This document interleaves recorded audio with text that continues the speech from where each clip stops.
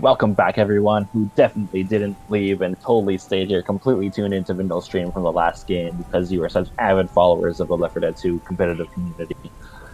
My name is K3, and today I'm joined by Amethyst. Say hi. What's up, everybody? And we are here to bring you the second match of the day for the Frag4 weekend inaugural tournament. And we will be having Team 44Biceps going up against Team Impossibru on a yet-to-be-decided map. Yeah, so, Carney Remix, Step Before Dawn, Dead Center, Hard Rain, Downpour, Parish, Pacify, Suicide Blitz, and Swamp Fever. K3, if you were the caster for this match, hypothetically, of course, as the hypothetical caster, what map do you want to see the most being played right now today? Well, considering I'm not the hypothetical caster and will definitely cast whichever map happens, I will literally choose the literal map of Suicide Blitz because I think that it's a cool map. Or, I mean, it's an interesting map in the way that so much can go wrong all the time, whenever, because the entire campaign has massive amounts of rocket spawns from a top or just massive amounts of forward pouring through tight corridors. So it's just really a good map where if you're a team that has high coordinated SI play, then you will win, straight up. There's no ifs, ands, or buts about it. And it's definitely more SI sided compared to Survivor sided, which we just saw the Pacifies, which I think would consider to be a slightly more Survivor sided campaign sets. How about yourself? Which of these campaigns would you like to be watching? So, anybody who knows me will think that this is a weird pick, but I kind of want to see Swamp Fever. I mean, I'm in a Swamp Fevery mood. I can't explain why. I've always thought it was a pretty interesting map to watch more than it was to play. But I think among really good teams who have really good coordination, it's a map that can be a lot of fun to watch. Spawns for Infected are sometimes few and far between, and getting a good hit can be pretty rare at times, but if everybody's going in at the same time and everyone's coordinated, sometimes we see some absolutely nasty hits on that map, Swamp Fever. And of course, probably the main point I think for me for Swamp Fever are the tank fights. Tank fights are usually either they can go either way. They're either one of those tank fights that take 3 hours and can be absolutely destructive, or they take 2 minutes and the tank just it's a complete no-hitter and it's complete calamity. So I think Swamp Fever would be an extremely interesting map to see for no other reason than I'm in the mood for it. Yeah, honestly, I haven't seen Swamp Fever been played in tournament Thank God. for quite a while now, and so we've just had our first 2 bans. So Dead Before Dawn has been banned, so we don't have to listen to the guy in the mall who's like, "Wow, you guys are looking like you're having trouble down there." And then we've got actually, unfortunately for you, Swamp Fever has also been banned by Team Impossibru. Yeah, I'm not gonna go to bed crying about it or anything. A little disappointed, but I also said to K3 before the match started, just please don't be Dead Before Dawn. So you take the good with the bad here, I think. Yeah, even as caster, I'd beat SND underscore restarting for most of the entire campaign with that. There's too many sound bits in that. I think that's probably why it's like a gigabyte download, is because there's so many audio files in the damn thing. So this is going to be interesting to see this next pick. We've got a good combination of custom maps and, of course, maps that are already in L4D2 2. Obviously, the maps that are already in L4D2 2 are going to be more well-known to all of the competitors today. And speaking of maps that are well-known and in L4D2 2, Pacify's just got taken out, the map that we saw just a little while ago. So no survivor-oriented map this time, at least. It would seem like. I'm trying to think if there's any I would heavier. Regular hard is fairly Survivor sided. Yeah, I think I would agree with that. I don't think it's as much so as Pacifice, but I would agree with that. I also think Downpour would be a pretty interesting map to see here after seeing that a couple times. Downpour is a pretty, I think, balanced both sides. There's more rocket spawns. There's some all the tank fights have even if they're somewhat open, they are more there's some more spawns that you can get because there's so many more infected ladders. And just as I say that, it seems that Suicide Blitz has just been banned by Team Impossibru. So the custom campaigns are weeding down to just Carnival Remix and Hard Rain Downpour. And just like that, and it's looking more and more likely that we get one of those because Dead Center has just been banned. So looks like both teams are not a fan of getting Death Charge, really, because all the Death Charge maps are getting weeded out. Yep. Pretty much the only thing left is Hard Rain and Death Charges. There are few and far between. Dark Carnival Remix has just been taken out of commission, only down to Hard Rain Downpour, and Perish. Hard Rain and Perish, of course, aside from Dark Carnival, easily the two most popular maps to be played competitively. Most teams know exactly what they're doing on that, and Hard Rain Downpour is probably one of the most popular custom maps. So this is honestly, these are like the three maps I would have expected to see in this striking we have from Impossibru and 44Biceps. So let's see what they do. Yeah, I would not be surprised at all to see regular Hard Rain, because if one team bans Downpour or Hard Rain, then they're like, oh, then that's clearly, if they don't want to play on Hard Rain, then we're gonna force them to play on the alternative version of it.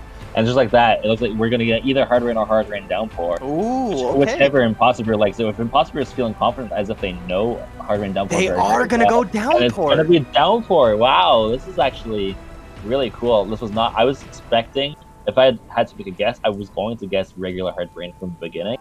But Hard Rain Downpour is actually a pleasant surprise. I think it's definitely a slightly more dynamic version with a lot more different spawns and alternate pathings that kind of mix up the tank fights and the types of spawns that the SI will be getting. So definitely looking forward to this coming match here. So Team 44Biceps, I definitely know more about them than I do Team Impossibru. I'm not very familiar with a lot of the team players on Team Impossibru, which means that I'm going in with like very, very little, like I'm going with no expectations at all. Like they are free to either completely like blow me out of the water and be like, oh my god, these guys are amazing, I had no idea who these guys were, where were they all this time, or completely disappoint me and I'll be like, oh wow, it's completely one-sided. I have no idea, but I'm really excited for this match regardless. Yeah, I agree. This is definitely going to be interesting because we don't really know what's going to happen with 44Biceps being a team that was in the last Quarantine Cup tournament, and Lobster's team being one completely, obviously, like you said.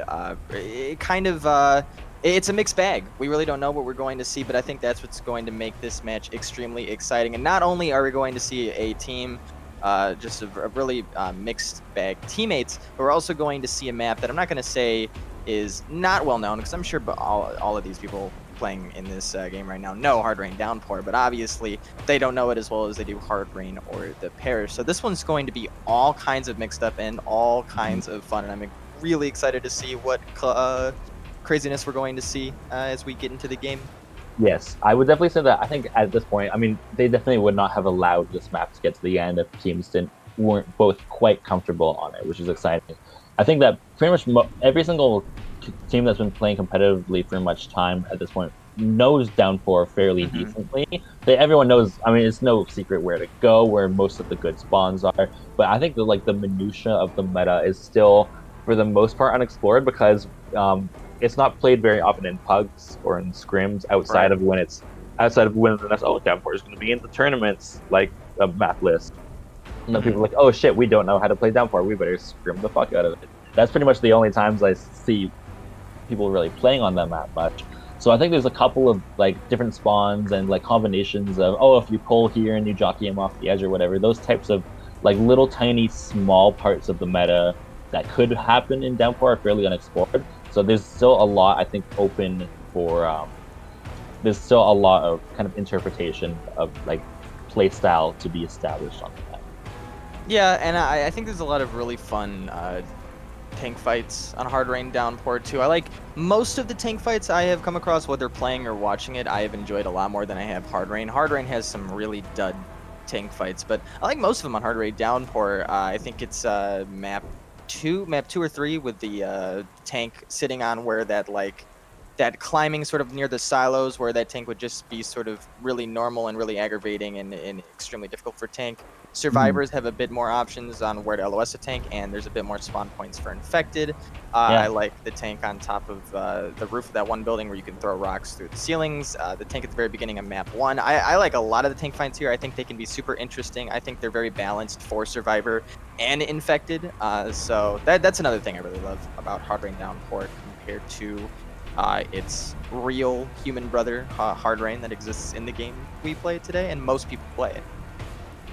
Yeah, for sure. I wouldn't go so far as to say that I objectively like one significantly more than the other, but I'm definitely willing to say that from a spectator point of view, I think that Hard Rain Downpour is definitely more dynamic, and there's less kind of. I mean, I think there's more kind of swing capability because on a regular hard rain, a tank fight is either like super easy or actually quite difficult. And then on hard rain downpour, pretty much most tank spawns are going to be. There's no tank spawn that I can think of that it's a completely dead simple. Like, I think Mhm. maybe the best examples I can think of are maybe some map one spawn where they're able to kind of go into the open and. But even then, there's always hittables around and stuff. There's definitely the SI always have tools regardless. There's no spot where it's just like the SI are just wondering what are we supposed to do. There's always a game plan that you can establish. Yeah, absolutely. I think that is the key with the balance, like I've been talking about earlier, and how the map definitely supports it. It's wide open enough for the survivors to be able to see everything clearly. There's a lot of points in hard rain, uh, with the mugginess of the map in general, and sometimes with cluttered areas where it can feel like a complete, just completely confusing to see anything on that map at Yeah. all. Like different kinds of spawn points for infected, and sometimes with that rain pouring down and the mugginess of it, it's hard to see or hear anything. Hard rain downpour is a little bit better, where everything feels a bit more clear, everything feels a bit more open, but at the same time, there's a lot more spawn points for the special infected, so it balances itself out. And I think that is going to make for a pretty interesting game. And I would agree with you that I don't really like one more than the other when it comes to Hard Rain Downpour or Hard Rain. I think they both have their individual charms, but I am glad we're going to be able to see a map this early on in the tournament, Hard Rain Downpour, and see what team is going to be able to take advantage of this custom map.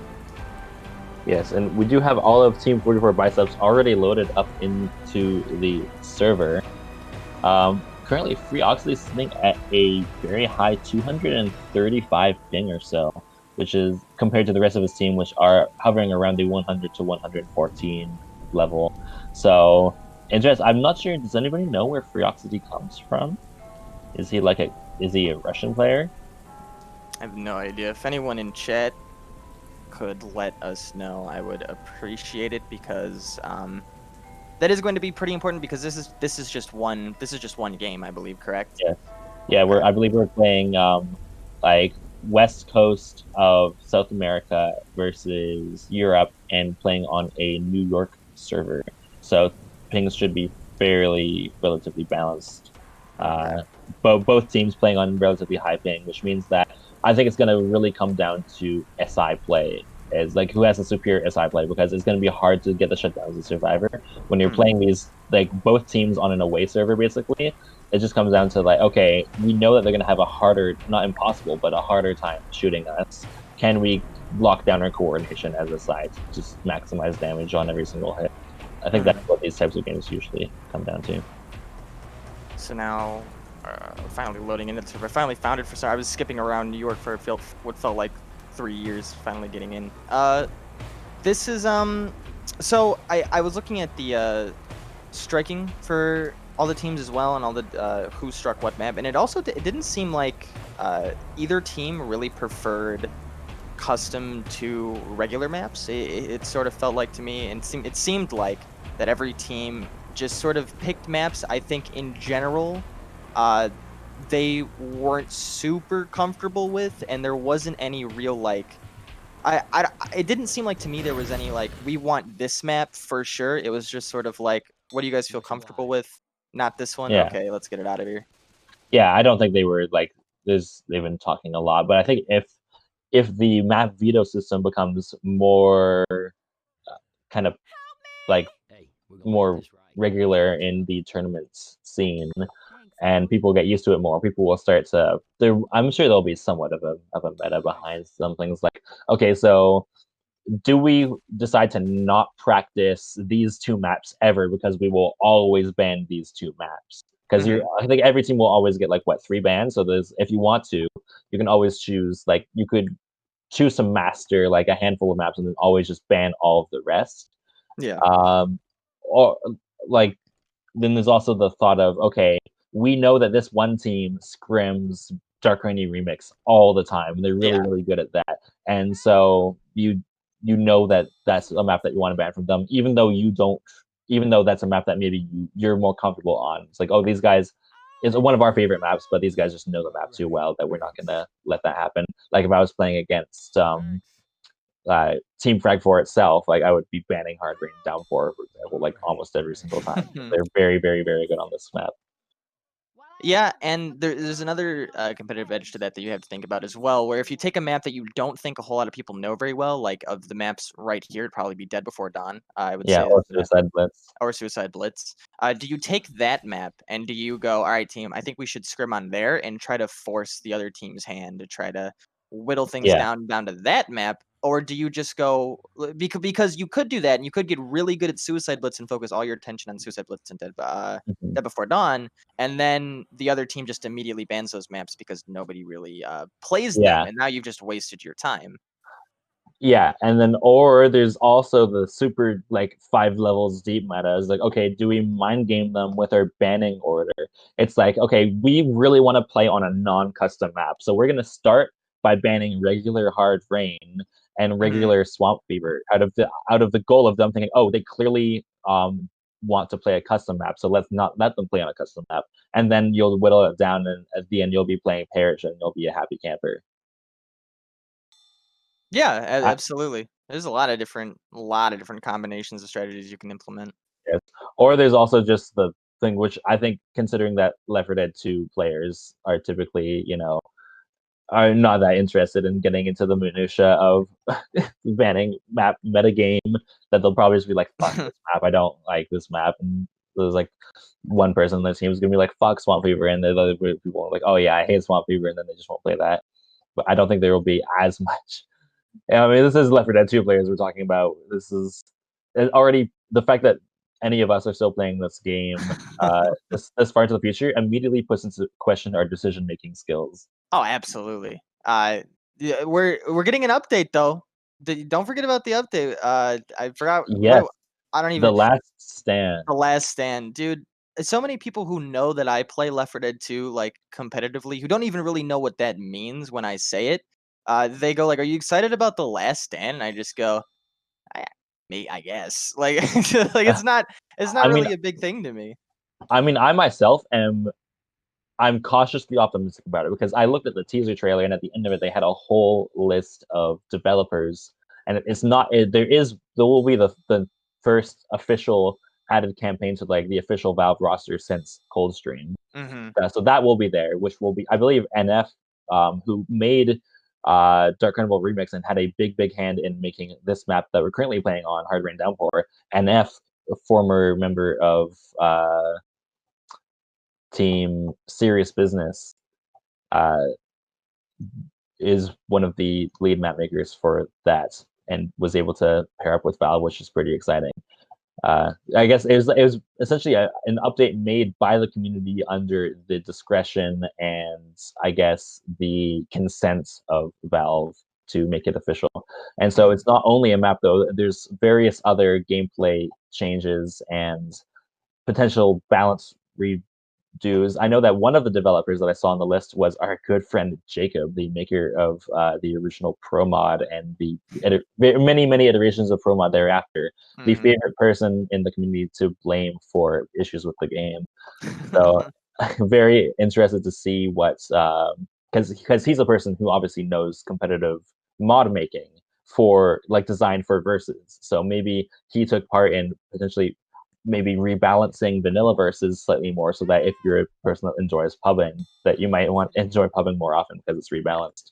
Maybe who knows, they might rebalance the vanilla versus scoring system. That would be kind of cool. That would be that would make cool. that would make me pub more often, I think. Yeah, that would potentially also get people who currently pub more used to a different scoring system, and like, oh, this is actually cool. Maybe I'm gonna check out this whole competitive thing if this is what it's gonna be like. Yeah, exactly. I think that the scoring system for just regular Left 4 Dead is very bad, and it doesn't show or represent in any way teams that have been doing well in Survivor, or really show teams that have been doing well as Infected. Basically, if you make safe room, you you win the game no matter how badly you got hit. Yeah. So I definitely think a new scoring system would be amazing for vanilla. I do have a question for you. I've asked this question to a couple different people and I've gotten a lot of different Yeah. answers. If like let's say Last Stand, everything goes well. A lot of people like it. It brings more attention to Left 4 Dead 2. They decide they want to make Left 4 Dead 3. Do you think, hypothetically, do you think majority of the community would hop on Left 4 Dead 3, or do you think we'd all stay on Left 4 Dead 2? I think that most people would go over. I think that okay, because the thing is that like Left 4 Dead 2 kind of came out at a weird time in kind of the I think it all really depends on like the quality of the verses. If Left 4 Dead 3 versus is horrendous for Yeah, whatever reason, or just completely different, or just not anything that is it's unbalanced, and there's not a lot of like the one thing that worries me about a potential Left 4 Dead 3 is less ability for like community development tools. If there's less of that, mm, then what if we get stuck with our own versus mod that everybody hates and is really unbalanced? That's one worry. And then I think in that case, people would stick on Left 4 Dead 2, at least our community, and then there would be a new community that would spawn from Left 4 Dead 3 that's playing on a very unbalanced game.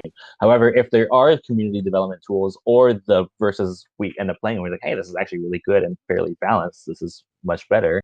Then absolutely, I think there'd be a mass exodus from because I think people on Left 4 Dead 2, as much as they love this game, they are hungry for something fresh and new.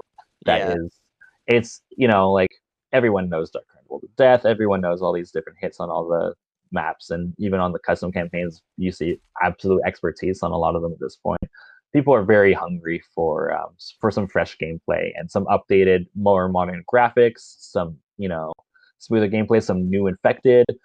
Things that I would like to see from the update even are maybe a couple new weapons. Like if we could get a couple new sure. tier 1 weapons added to competitive, like even that alone would already make the dynamic of competitive entirely different. Just adding a couple new interesting tier 1 weapons. Yeah, All these types of things are things that I think could be really cool. But the thing that would make everybody absolutely instantly change and dedicate way more time than they should to Left 4 Dead 3 is if they were to announce like a circuit, like or some kind of okay, we're announcing Left 4 Dead 3 and we're also announcing like a big $100,000 tournament along with it, a la when they announced like Overwatch, because like Valve is not new to having their games on like major esports stuff, like Counter-Strike Global Offensive and Dota yeah. 2 are both two of the biggest competitive esport games out there. If they were to balance Left 4 Dead 3 in a way that's targeted directly toward esports, who knows? You might see CLG Dave in the future. It's all completely it's called completely possible. Who knows? Like, of course, I'm kind of being a bit optimistic with that, but one can always hope. It's definitely been something that because I've always thought like Left 4 Dead as a concept has so much competitive potential with just a few minor tweakings of you know because with Left 4 Dead as it is now, we have to say, oh, it's against the rules to jump on this hedge or jump on this shack Yeah. because it's overpowered. And I think a perfectly balanced Left 4 Dead that would be capable of esports like potential. You don't have to like ban players from standing on any parts of the map. They're either just blocked or completely like there's nothing wrong with standing on them or whatever, right? Those Mhm. types of little tiny things are the only thing really holding back Left 4 Dead from being like the high potential competitive game that it could be. Other than that, I think it's always had like as a concept a ton of potential as a competitive team-based esport. So here's hoping, but it's a it's a bit of a far cry, I think, at the moment. Yeah, and it's crazy to me how many people I've talked to, because I've been playing this game for years. It's been Mhm. crazy to me how many people I've talked to, just general friends who've like they've played the game, but not like we do, not like to an insane extent. Where they don't even really know what versus is. Like I'll say like I play Left 4 Dead 2 competitively, and they'll be like, "Oh, you mean where you can be the zombies?" And it's like they don't even completely fully Yeah. understand what I'm Oh, talking about. yeah. Some of my IRL friends have been like, "Oh yeah, I love Left 4 Dead." I'm like, "Oh yeah, I've actually played in tournaments." So what? It's like, is it was who gets the end faster? Like, Exactly. Yep. and then they're like, I'm like, no, there's and they're like versus mode. What's that? It's literally if you ever loaded up Left 4 Dead, it's right there on the It's front right of the there. thing. I get so confused. Like I'm I just like, know. how did you miss it? It's like how did you have like 500 hours logged on Left 4 Dead and you're just like you've never even like tried versus. Yeah, I've had friends back in the day. One of my dad's friends actually who used to play this game. He just would play expert campaign all the time with like 3 different people, and they would never like pub in verses. They would never. That's all they Yeah. would do. They would play like just through regular Left 4 Dead campaigns, not add-on campaigns, regular Left 4 Dead Mhm. campaigns over and over again Yep. on expert. So this game is extremely versatile, and I think it has a huge audience of people who know the game and like the game. Yeah, But absolutely. in general, like you've been saying, it has so much competitive potential, Yeah, and if and it just got that spark, I think it'd mean so much to the community. totally. I mean, like, I looked the other day, I saw Left 4 Dead 2, and it was like 11 or 11,000 active players on the game right now, over a Yep. decade after release. And just like that, we have these 8 active players currently in this game with us right now. We have Team 44 Biceps against Team Impossibru. As fun as it is to talk about potential future games, is what we shall be focusing on the present right now. We Mm. have Team 44 Biceps moving into this right-hand side here, looking to potential grab a couple melee weapons and stuff. There is no actual regular gun spawns in that left, I don't think. Or is there? There might have been. It looks Oh, like it there doesn't. It was a doesn't look like it. shotgun. No, there was a shotgun. They got some guns, and now they actually. So clearly, Okay, they are so starting practice on this map. it wasn't a. It was just one shotgun. It would seem like because it seems like Ellis is still walking around with a melee weapon. Yeah, the SI are really holding on to their hit for a long time, but they are going to spike the hit right now. Pull going out onto the inside. Jog is going to land there. Treasure's going to miss, though. There is a one boom going out. Bit of jockey chip going out there onto Nick, and Ellis got pulled by the smoker for a couple of ticks of damage, but not a lot going out there. So they held the hit for a long time. I guess they weren't expecting the survivors to go into the left building to grab guns, and it kind of threw off their game plan a little bit. Yeah, you know what? I don't hate going into that left building. They know that there's no spitter, and the spitter is really the only thing that's going to be super destructive there. You kind of have to hold on to that boomer while they go into the gun shop because that boomer at the left is just not going to do anything. So that's kind of a free look. That's not bad by 44 Biceps, but the early tank coming in, lobster in the hands of. So this is one of the more, I think, bare bones basic downpour tanks as we see a hit go in here for lobster. Does a little damage. Reloading. Yeah, so we do have. We will do a quick roster rundown for these two teams while we are waiting for the next hit to go up. For Team 44 Biceps, we have Burrs, Freoxity, Arwolf, and Antax. And for Team Impossibru, who do we have? I think we have, I believe that is Snow Manny, whose name is the pro. We have Moore, we have JJ, and we have Lobster Facts. Indeed, we do. And Lobster Pack's currently with the tank, kind of moving up here, looking to maybe throw a rock through the window, but he is actually going to initiate the commit here. Moving into the department store right now, and he's missing his first punch onto Ellis.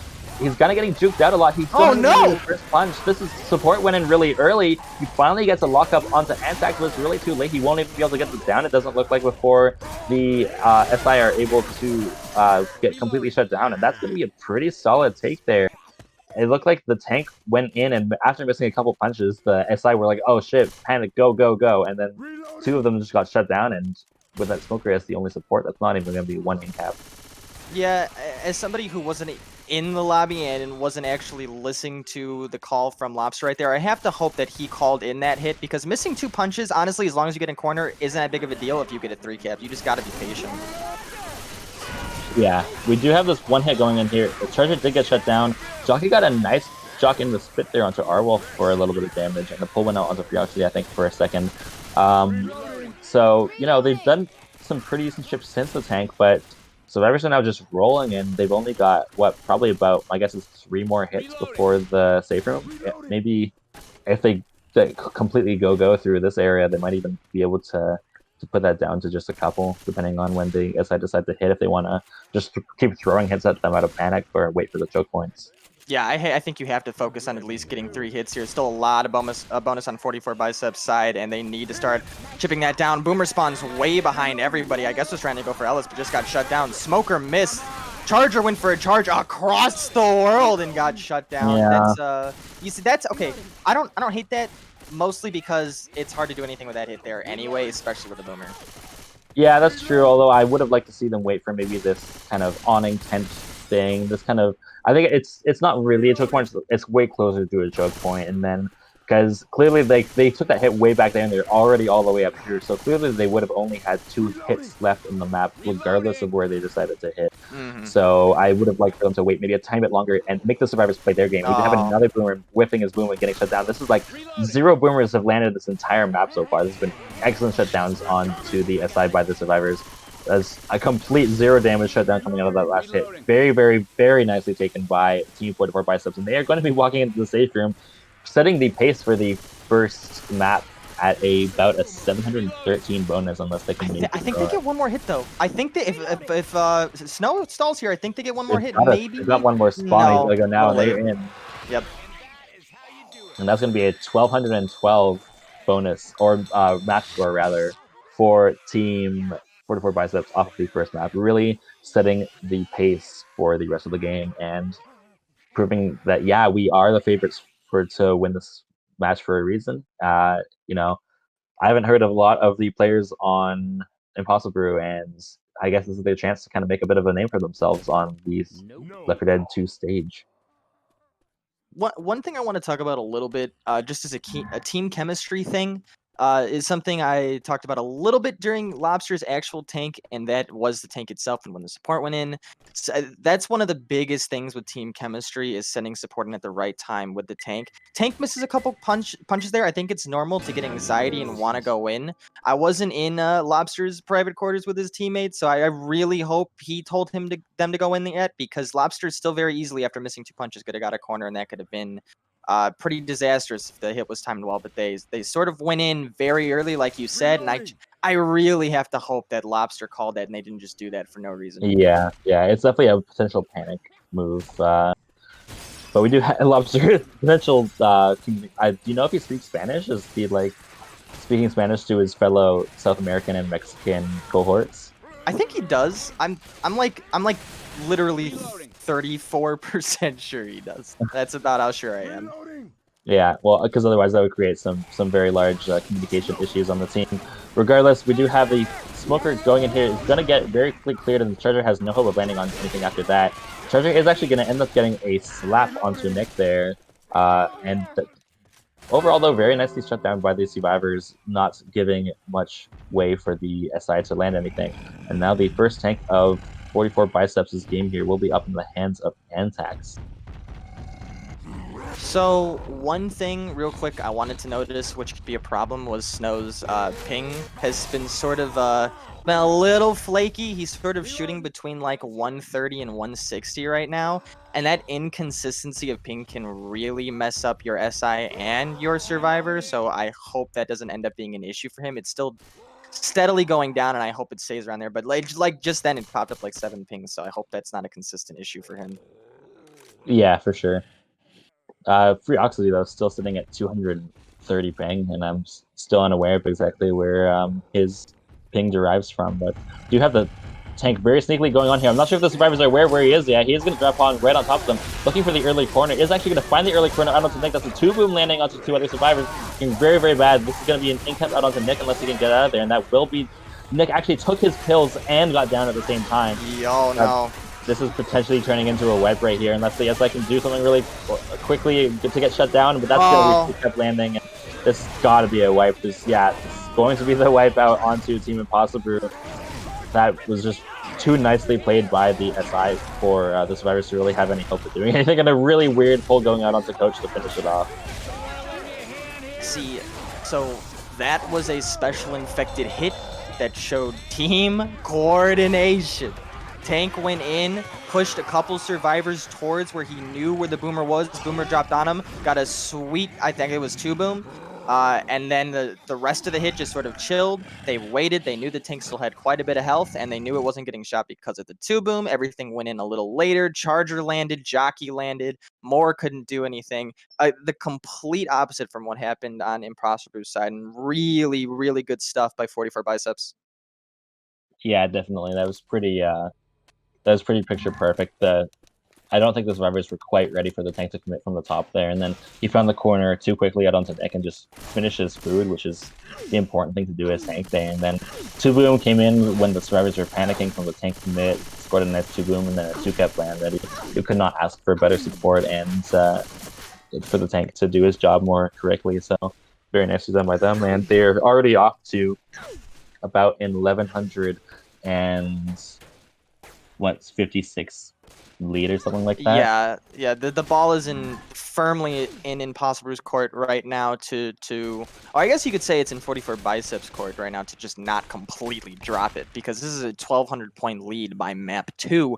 That is nothing to sneeze at. That is a lot of points you're going to need to make up, and you have the opportunity because this is a 39% tank. 39% tank is where is it? Is that in the building, or is that by like the front right here by the, what do you call it, the barrels in the car?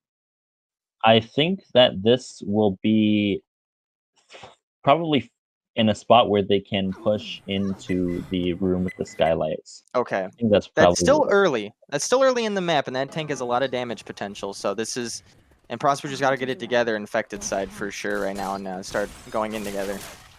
yeah, definitely. They need to. I think they definitely need to score some pre-tank damage here, because that's definitely.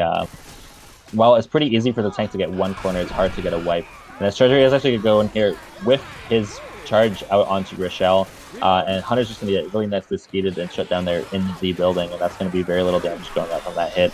So they definitely, I think they seem to be not really going with a lot of like synchronization. They seem to establish a game plan and just say, okay, I'm going to go. And I would like to just see like all 4 SI just drop on top of their heads at once and cause more chaos, because Team 44Biceps is just too well composed to get, I guess, discoordinated by a couple of vacant spawns coming in. Yeah, absolutely. What do we have coming up here? Charger, Jockey, Spitter, Boomer. A 2-2, but a pretty good 2-2, especially if they can catch them walking into this building. I'm expecting to see Boomer go in at the very end. Charger actually goes in first and is going to miss. Boomer does land.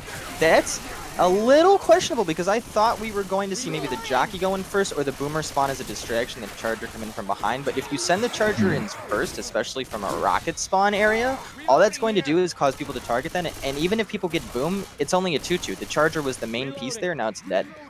Yeah, and they also, like, maybe it's slight map inexperience coming into play here, because it was quite the decent choke point coming up as they leave that area, because there's a lot of spawns right on top of them as they leave that little garage.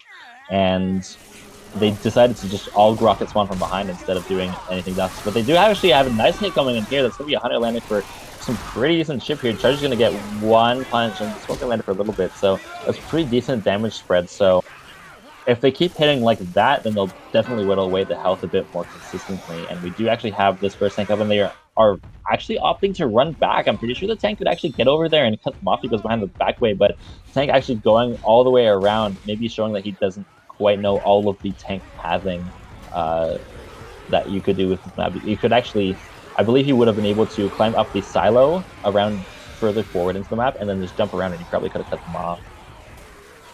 Oh, maybe. Yeah, you might be right. And whether or not he was actually able to cut him off if he took that pathing, I think there's no reason not to try that, at least, if you're going to get there faster. Yeah. So a little bit of an undersight there, but either way, it looks like the tank is... I don't know if he meant to go in here. Yeah, Tank is I'm going to not... get one punch onto Ellis after being pulled by the Smoker. Jockey's going to go for the guy being punched right now? Hello? Tank's just going to get out. Well, they got it down, which is more I thought. They did get it down. I got a punch. This is more than I thought was going to happen in this tank, because this was a very suspicious commit. The Hunter got skeeted, and then the tank, I guess, was like, well, that's my cue, and just went in with, like, pretty much all the Boomer horde was dead already. They somehow get another punch out of it. So overall, like, if this had been a proper commit, then I would have been like, oh, that's, you know, decent damage. But I feel like they could have gotten a lot more off of this if they coordinated the commit a bit more. Maybe he wanted to jump on top of that roof that the survivors were under, and then he didn't know that there was actually an invisible wall that blocks that. I have to think that's what happened. And then if that is what happened, good stuff by the Smoker to get that man his pull as quick as possible. But that was weird. It wasn't a disaster, but it was certainly weird. Smoker goes in on the back, gets cleared immediately. Charger's going to end up in no man's land for the 5th millionth time this map. Jockey is going to be able to land for just a little bit, and that is going to be a very small amount of damage onto 44Biceps, who's looking pretty good right now at the tank fight, all things considered. Yeah, there is still like about, I think, 3 solid choke points left, though. There's going to be one kind of in this next area where the SI will be able to get on top of them. There will be the staircase / ladder hit, and then there will be a field hit, which will be the 3 major choke points coming up here. This Hunter is actually going to get nicely skeeted, though, and this pull went out in the back for longer than I think it should have. But and this Charger, once again, finding no hope. Chargers from Team Impossibru have not had a lot of fun this campaign so far. Yeah, they need to start mixing that game plan up. I don't know what it is or what they're talking about, but the Chargers going in dead last and the Chargers going in first is not working out. You need a distraction. You need that jockey to be hopping around like the annoying little popcorn ball it is. You need that Hunter to be throwing itself around, making noise, do anything except just send the Charger and you get melted. Yes, and then you need to drop the Charger right on top of their heads. You can't be walking at them from a far distance away and expect to land. That is a nice hunt bit, though, going out onto Nick. So they are continuing to chip away at the bonus, albeit it's still a sizable bonus on Team 44Biceps. And when you're already sitting at an 1100 plus deficit after just one map, you're looking to you're not in like, oh no, let's just mitigate their bonus mode. You're in, oh, we have to freaking wipe these guys or else we're gonna be down 2,000 points mode.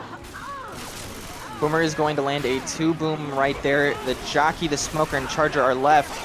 Jockey's going to land for a little bit, and the Charger is finally going to land. Oh. Good stuff from Wolf to be able to clear Nick before getting smoked there. That would have been a huge amount of damage going out to 44Biceps, but they cleared each other very fast for a pretty good hit from Impossibru. Yeah, they went for the play that they needed to go for, and they were very close to landing, but I think if the Jockey had helped out with the 2-cap attempt on top, or if all of the SI that were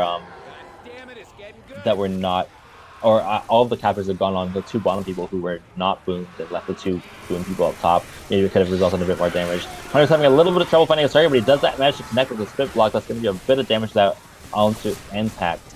But everything else kind of got nicely shut down, so it looks like the Boomer might be looking to maybe sack here just for a better spawn order for the next hit. So this is going to make for a pretty interesting choke coming up. Actually, they might not get spawns in time anyway, but these stairs right here can cause a pretty good amount. And I guess it may still. Usually on hard rain, you just save for the field always because you take that elevator. Charger going in by itself again.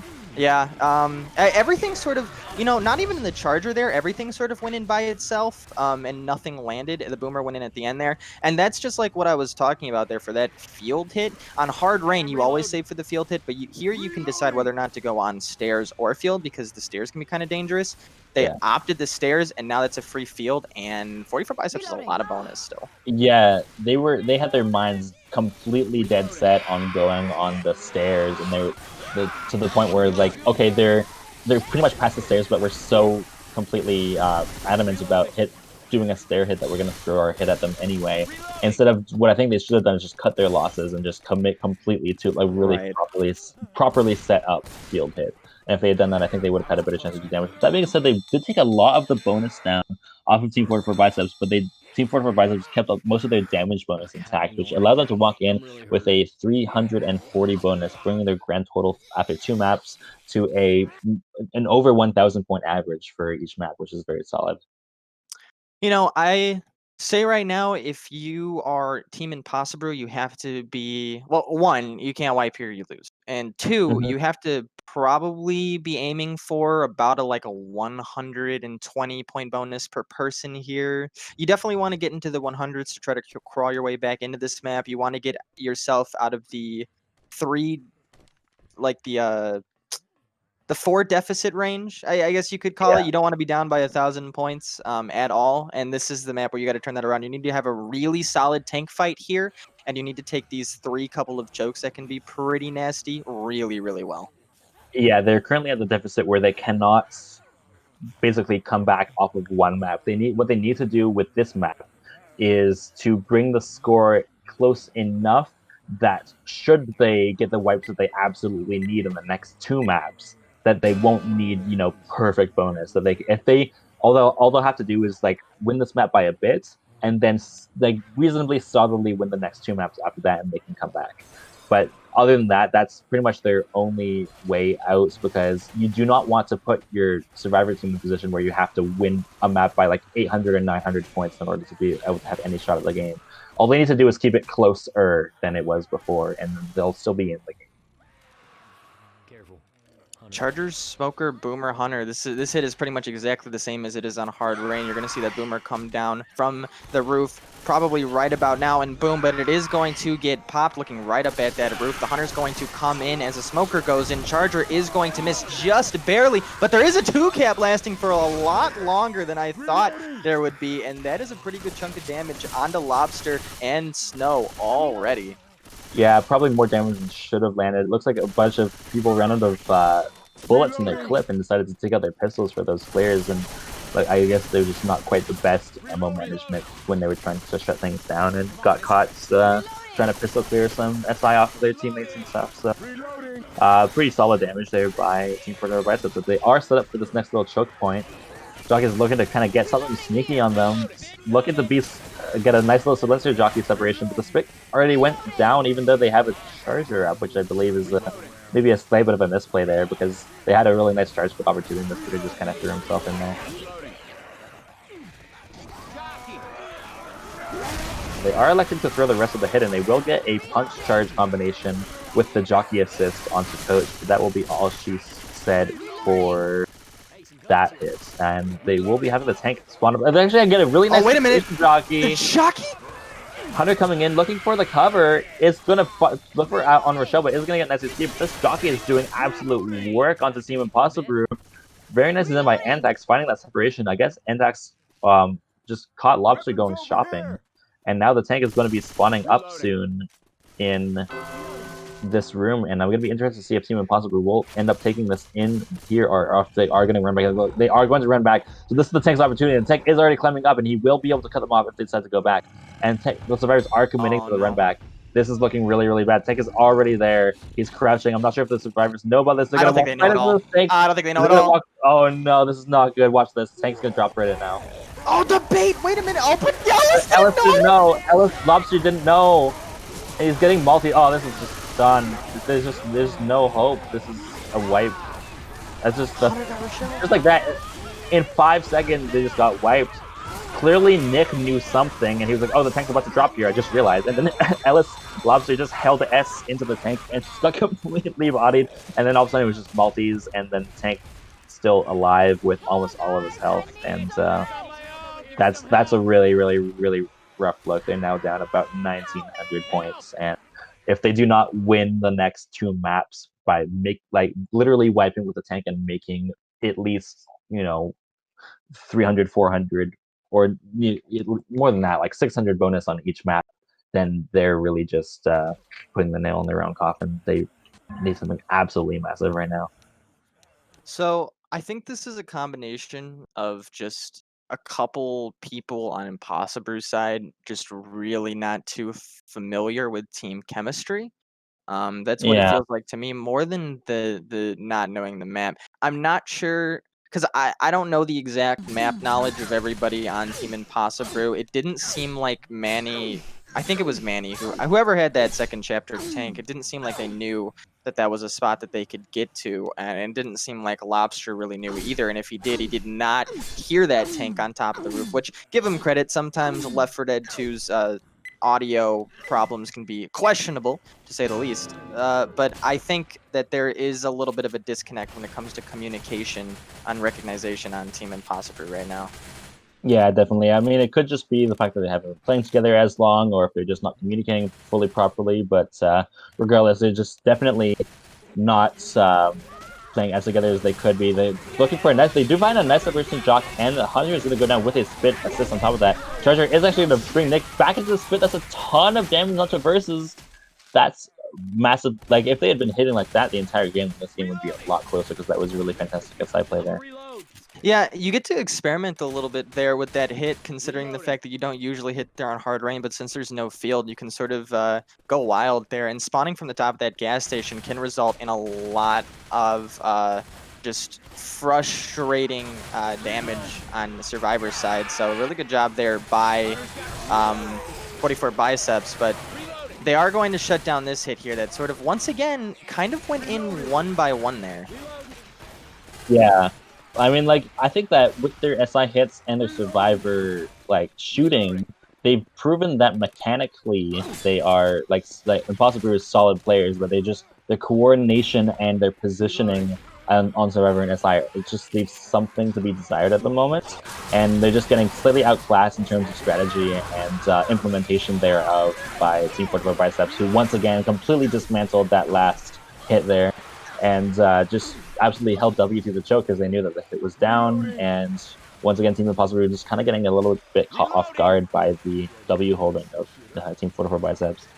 Yeah, that's one of the most dangerous chokes in all of hard rain downpour, in my opinion. So you really have to be careful with where you're going in with Special Infected before that choke, because there are so many disastrous things that can happen on that catwalk, and you need to be careful. It's such a crucial hit. Speaking of a crucial hit, this one is not. Charger gets shut down again. It seems like every time the Charger gets down, the jockey lands for a couple seconds. So if there's any sort of consolation prize, that's something. Yeah, but at least they know that if they have a jockey and a charger, they'll get some damage. They'll get some damage. Yeah, so we're on the board.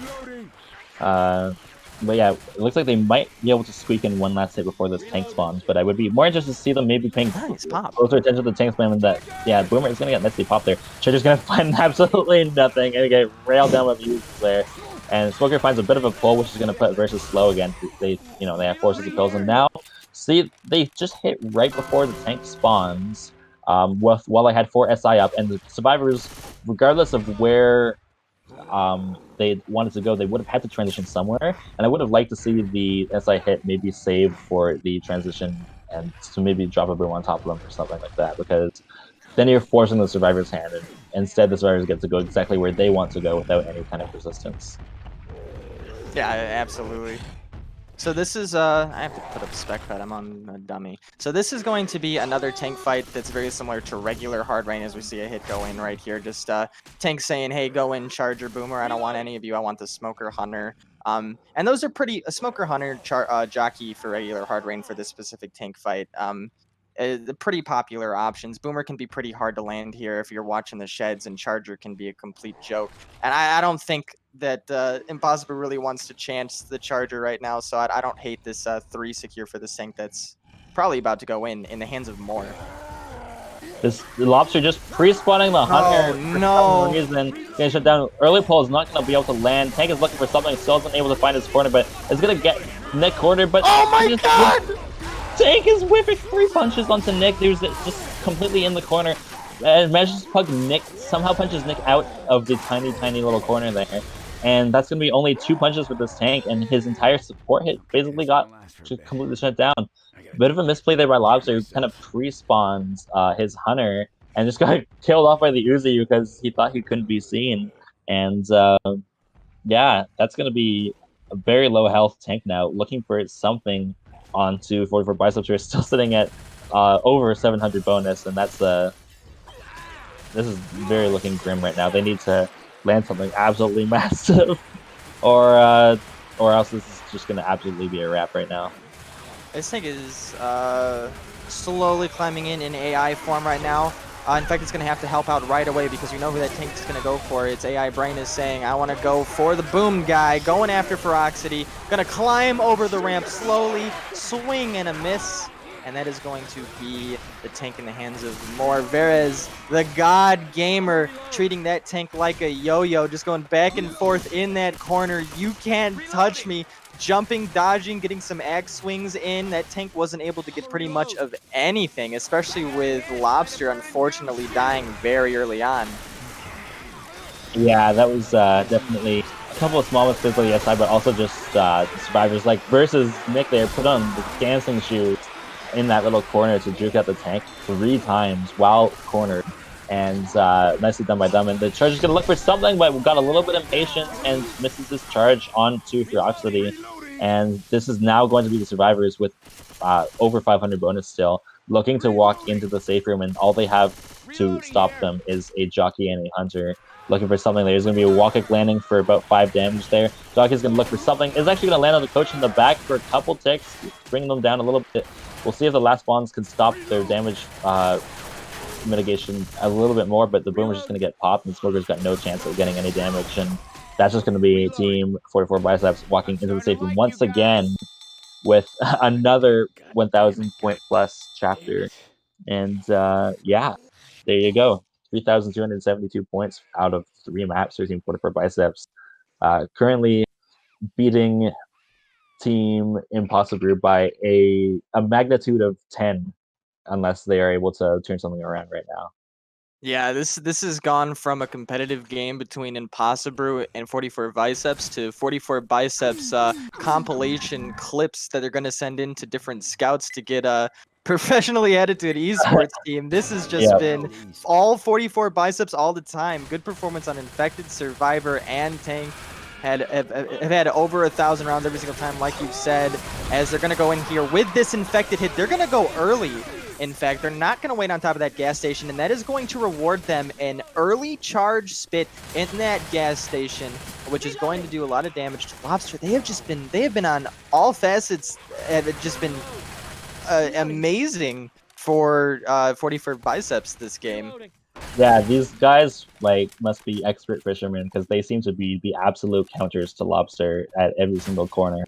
They just they must live on the east coast of the U.S. They must be like Boston natives, and just oh yeah, we know how to eat us some lobster for breakfast. And because they're able to, every time he's on Survivor, they just do a lot of damage to him. And on Infected, they're able, or on Survivor, they're able to just shut him down.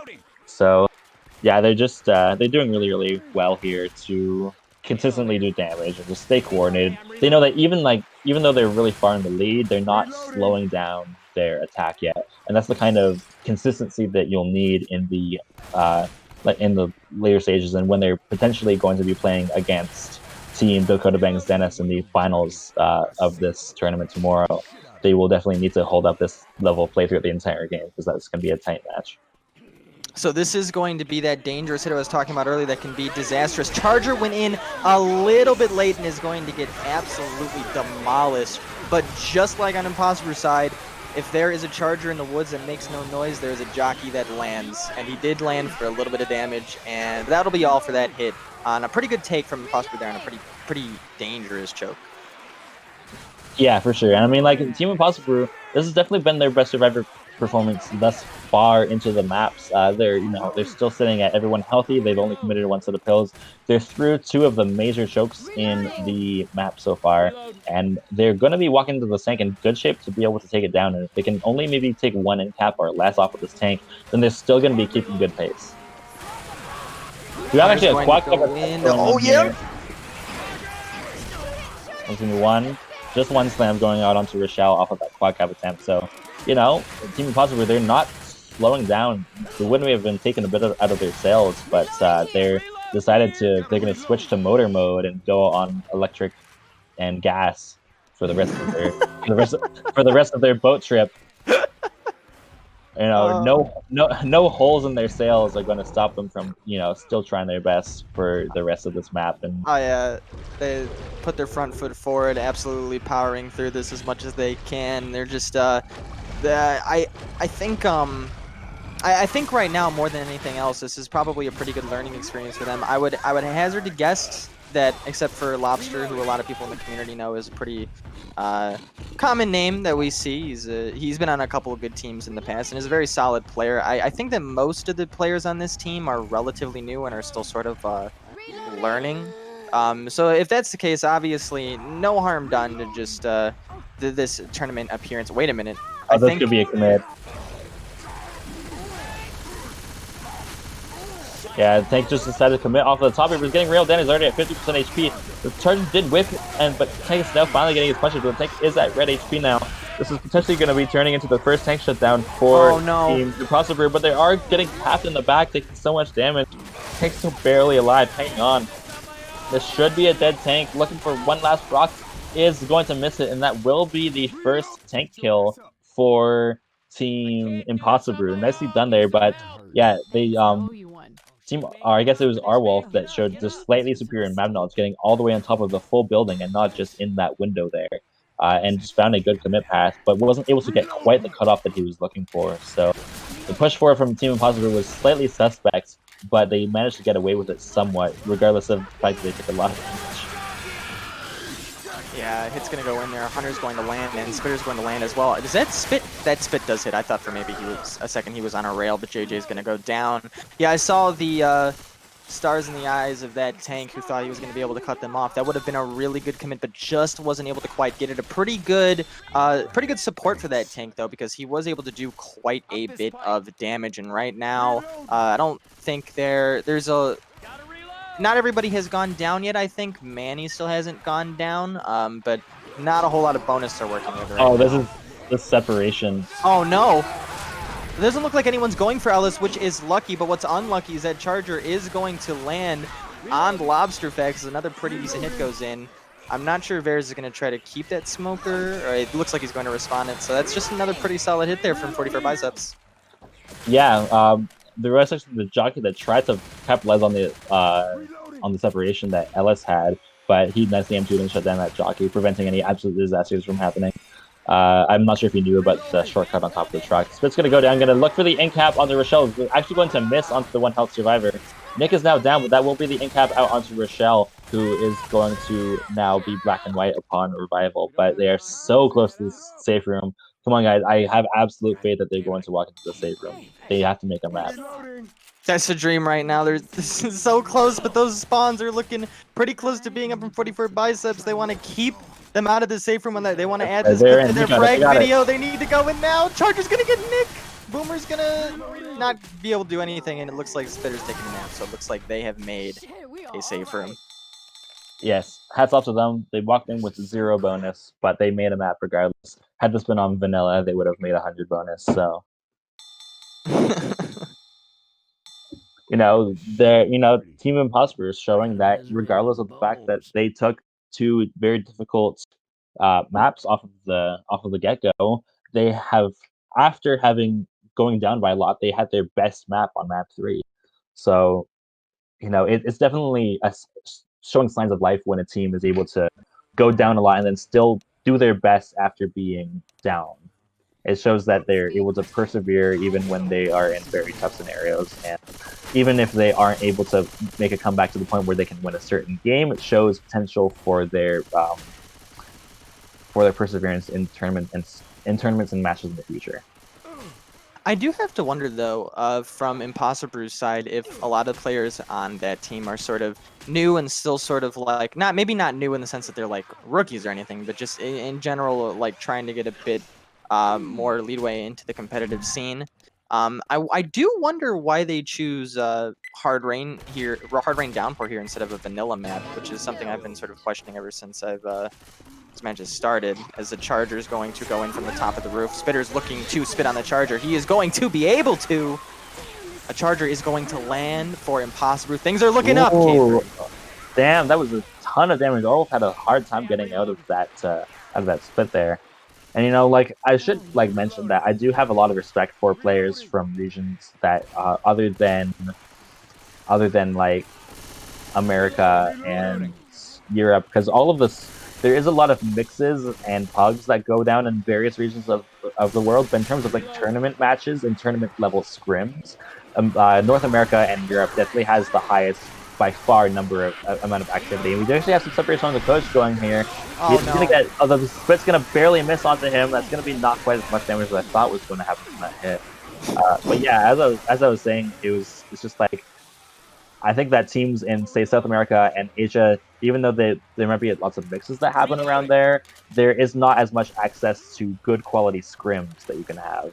So I have a lot of respect for teams that decide to stick together for a long time, and regardless of the difficulty of getting low-paying good scrims in, still decide to give it their best shot and get tournament experience.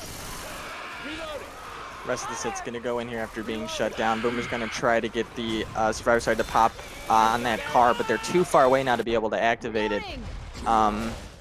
And I 100% agree with you. I think there's a lot to be said about two people from different regions playing the game more competitive. I thought that rock was going to land. Oh my god. Me too.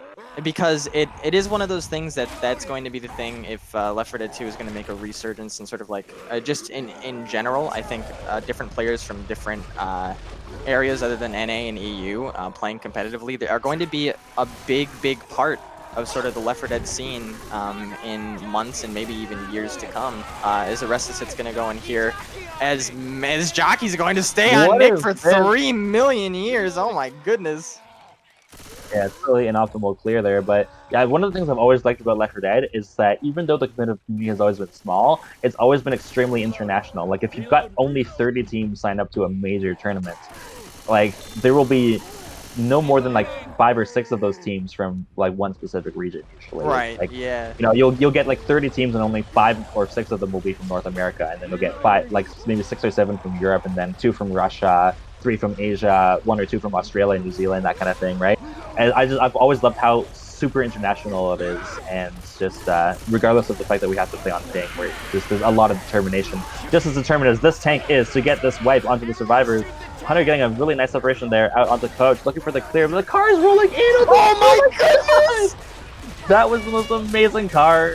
I'm so happy, and Snow getting that car, and he's still got so much health. He's gonna be able to get the double kill there. This is going to be the first time that Team 44Biceps is not going to be able to make the safe room with their survivors, and that's going to be a confirmed kill out onto R-Wolf, and Enthax soon to follow behind. 2Cap looking to land onto the last 2 survivors, but Tank still has 40% HP and has secured his 2 kills. Jockey's separation going out on to Ellis there, and Coach Nick is having a hard time getting back to him. Tank's looking for the cutoff here.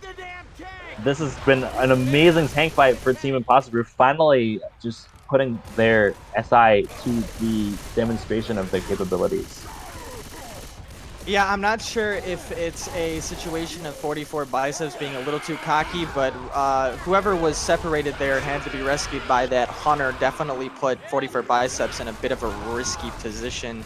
And that car that just kept rolling like a tumbleweed was really well done by Snow, and also there was a pinch of luck in there as well. And things, as I've said before, K3, keep looking up for Impossibru. They have taken out 44Biceps on a round. They have not reached safe room on map 4.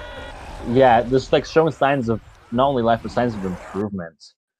So, you know, they've had their best infected round just now, and they had their best survivor round right before, regardless of the fact that they've been down by like over 2,000 points for most of the game. It's too late to be mathematically really in it anymore. They're behind by almost 3,000 points with like probably just this map left to play. So, unfortunately, even though they will be taking the loss, I'm really happy to see that they've been putting on their best performance even at the end, and not just completely, you know, holding W or going in 1 by 1 as. So yeah, so there you go. A little bit of a mix up there with the connection, but you know, we're gonna be live here nonetheless.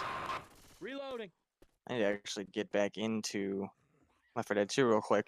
And the Horde's gonna spawn up here in a second, so it might need to pause again. Is it? Because Lobster's back. Okay. Alright, Lobster is back. I'm assuming everything is going as planned as Vanilla gets this stream back up. So yeah, I'm just going to keep casting as well as you. I think they hit, probably just gonna save for the choke here, where Impossibru was able to get a lot of damage before. Yeah, looking to get this Boomer. The Boomer is actually going to get shut down on top of there, leave them with only a tri-cap to try to do some more damage. Smoker looking for a pull in the front. It's going to find the wrong target, though. Hunter's looking for something. It's not going to be able to connect. It's going to just abandon ship and go for maybe a DP of some sort. Or maybe a jump down and scratch, or he doesn't actually know what he wants to do. But regardless, very nicely shut down there by Team Impossibru, and they actually find the pick onto the Hunter there. But yeah, I mean, if Team Impossibru had been using this level of play from the beginning of the game, I think we'd be seeing a much closer game right now. They just, I guess they found their mojo a little bit too late. Yeah, and this is the case for a lot of Left 4 Dead 2 games that are taken to a competitive standpoint, but I think there's something to be said about it. It's mostly because of the tanks. There was a lot of confusion infected side with tanks, and there was a lot of confusion survivor side with tanks, not knowing exactly where the tank is coming from, not knowing exactly how to take it, not shooting the tank. And the fighting the tank and being the tank and playing around the tank is probably the most... The hardest part about learning Left 4 Dead 2 probably is just anything based around the tank play. Yeah, oh, for sure. You know, learning how to path as a tank, learning how to kite properly without getting yourself into the corner. learning how, if you do get cornered, learning how to get punched away and not and back toward your teammates. Where to watch for spawns if you're trying to shut down the SI, when to shoot tank and when to focus on SI. Those types of things are just all so crucial. And one tiny mistake with any of those things at any points can just result in a wipe for your whole team. And speaking of mistakes, the Verez has just hit his car way out of play. Yeah.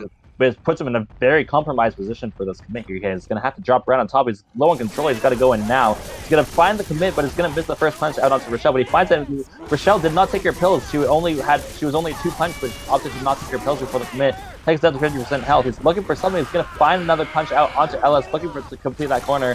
But that's going to be shut down on the rest of the SI, except for this Charger. He's looking for something, but is not going to be able to land. Tank and Charger both taking shelter in this house. Charger's going to look for something, but is again going to find nothing. And this is a pretty nice take by the survivors so far. Survivors. And there's a little bit of luck there, I think, on Impossibru's side, because it looked like that they were pushing forward for some reason, and that very easily could have been disastrous if Verez was able to land that punch from the roof. So I don't know why they looked like they were moving forward there after that hittable went in. I just would have stayed put. It looks like the tank now is just saying, all right, just kill me, please. I want to die. I want to come back as a hunter or a spitter or jockey or anything else but this big dead tank. So a pretty good take from Impossibru there. Yeah, no one wants to be a 5 HP tank on the map. But yeah, Verez absolutely hit his car to all the way across the Atlantic Ocean and landed somewhere completely different, and just made his job in that area much more difficult because the support didn't have any good spots to go in from. And even though he got the really quick corner onto Moore, he was not able to get much more than Moore in terms of damage. So very nicely taken by them, and they're looking to walk in with an actually sizable bonus and really put it'd be a very nice way for them to end this. But before they do that, they're actually going to face this strikeout. But they actually have a strikeout landing in the spit here. This is actually a massive amount of damage, absolute destruction. They've already lost over 200 points of health bonus just from this one attack in this room that probably shouldn't have happened. But everything just landed with perfect synchronization, and Rochelle, who was slow, was left to clear a bunch of stuff. And yeah, that was just really rough for the survivors, who lost about 300 points of bonus on that last hit. Yeah, 44Biceps, absolutely ruthless, not taking any survivors, any prisoners. They're here to destroy Impossibru right now and give them as little bonus as possible. Final hit going in before the GGs. The Hunter is going to get skeeted. The Charger is going to land, and so is the Boomer. It's going to be a 2-boom. Oh, man, Manny was so close to going down there, but I do believe we are going to see some GGs in chat as 44Biceps with a pretty sizable win today against Impossibru. Final score, 3,664 for 44Biceps and 1,658 for Impossibru. It looks like Team Impossibru is actually calling for a finale, but Lobster has pulled the plug. Lobster has went to bed. Lobster has returned from his landlocked area and returned to the ocean where he belongs. But I mean, I would like to see them be able to play out the finale if possible, but they would need their cohort of Lobster to return. And it looks like they do have. Yeah, I'm not holding up too much hope for that, but we'll see. Yeah, Lobster fact 124. Lobster doesn't play finales, so it'd be surprising to me if we were able to see this. Yes, that is the most relevant Lobster fact you could have mentioned there. And I would like to stay subscribed to Lobster facts, please. But yeah, it looks like even if Lobster did join back, the maximum score for this map is about 1,800 points, which puts it mathematically out of reach for Team Impossibru to take it over 44Biceps. So regardless of the finale playing status of this game, we will see Team 44Biceps go up to play against Dakota Bangs Dennis, who once again will be hearing from Team IVP's lawyers for name copyright infringements. But we had a chat with the boys, and we figured some legal action would be necessary. But yeah, I'm really looking forward to that match. I think that's going to be a lot of fun. Team 44Biceps is really coming out super strong in this match, showing that they are a force to be reckoned with. And that will be the GG here. And be sure to tune in tomorrow for the next match, because that's going to be a doozy. Yep, everyone leaving server right now, as am I. That is officially good game. Good job to 44Biceps, and good attempt from Impossibru. Hopefully, as a team, if they continue to sort of work together and try to make this team something in the future, get a little more team coordination and learn the maps a little bit more as a team. I'm excited to see what they could potentially do, but I do believe that is it for right now. So K3, any final points on today that you would like to speak out about before we end stream? Well, thanks everyone for tuning in. Commiserations to Team Impossibru, but I appreciate their playing and their continuation and trying their best in the match throughout. They even though they fell a little bit short, they definitely demonstrated their potential, and in the fact that they outplayed Team 44Biceps on that last map and held it fairly close on map 3 as well. They demonstrated their potential for things in the future, and if they're able to maintain the consistency of that level of play, then they will definitely be a stronger force to be reckoned with in the future. So I appreciate you casting with me, Amethyst, and I hope everyone will tune in tomorrow for the grand finals of the inaugural Frag4 weekend tournament, as there will be much more Left 4 Dead 2 content on the way. Surprisingly, I keep thinking that it's the end, but somehow some people managed to drag me back down to the goal. So screw you all, you amazing Left 4 Dead 2 community, for being so difficult for me to leave forever, because you're all so fantastic and amazing. And thank you all for all of the community content creators such as Vanel, and tournament organizers such as Patel and Caution and Sue and Peter and Rails Barlow and all those other fantastic folks that continue to put their efforts in and never give up on us all. So thank you very much all for watching, and we will see you tomorrow for the finals. Peace out, guys.